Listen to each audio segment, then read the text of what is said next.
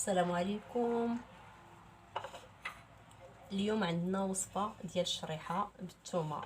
الشريحه مبخره تنعمروها بالثومه وتنبخروها تنعسلوها بزيت العود زيت البلديه. بسم الله. الثومه كنقطعها دويبرات صغار باش ما تكونش مره في الماكله.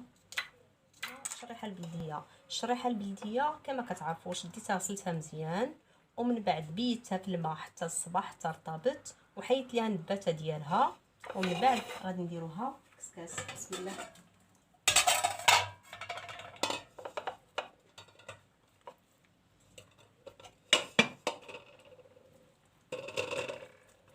غنديروها تفور نص تفويره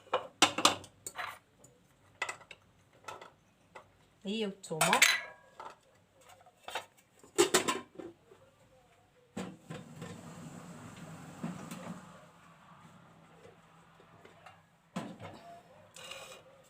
دابا غادي نحيدوها باش نعمروها بالثومه ومن بعد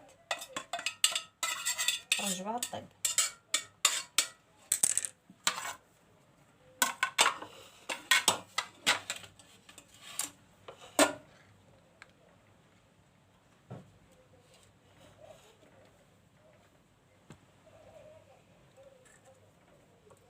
الشريحه هي الطيبه نص طيبه غنعملوها.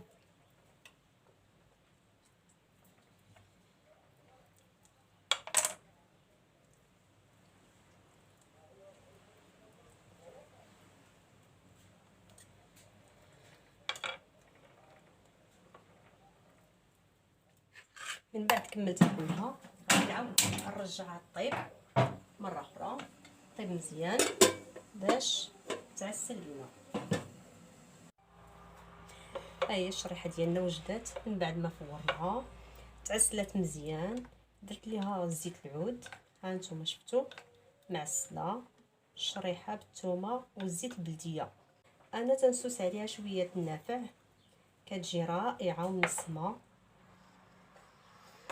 وهذه ممكن ندير فيها الزعتر، ممكن نخليها عاديه على حسب الناس والرغبه ديالهم. كنسمها باش بغيت يا اما الزعتر ولا النافع، تنعمر عليها بالزيت العود في واحد القرعه وكنسد ما يدخلش ليها البرد وكتبقى الوقيته اللي بغيتي تفطري ولا بغيتيها بالليل تنعسي وتاكليها ولا ما نعاودش لكم عليها. رائعه رائعه ومزيانه للبرد مزيانه كلشي كلها تبارك الله صحيه وبالصحه والراحه.